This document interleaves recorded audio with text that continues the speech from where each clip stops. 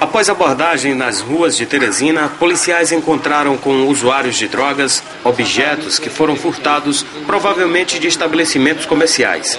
As pessoas que estavam no local não assumiram ser os proprietários dos objetos.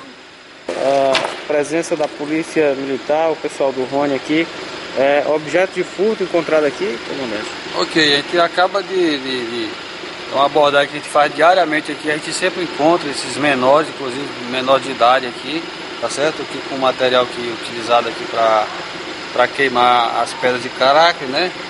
Então aqui ainda tem até resquícios ainda da droga, né? E além disso, material de furto, né? Material produto de furto, né?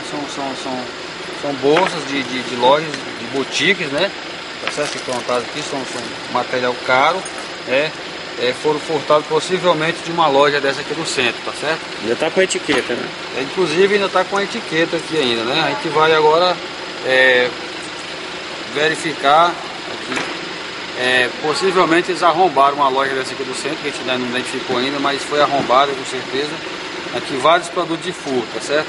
Esse local aqui ele é utilizado, que a polícia já conhece. Todos os dias a gente está aqui, tá certo?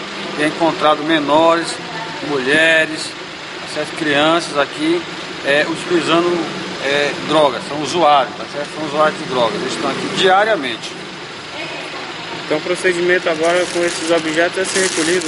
Ok, os objetos vão ser encaminhados para o distrito da área, no caso do distrito, juntamente com esses menores, para que eles possam estar esclarecendo onde foi subtraído esses objetos, ok?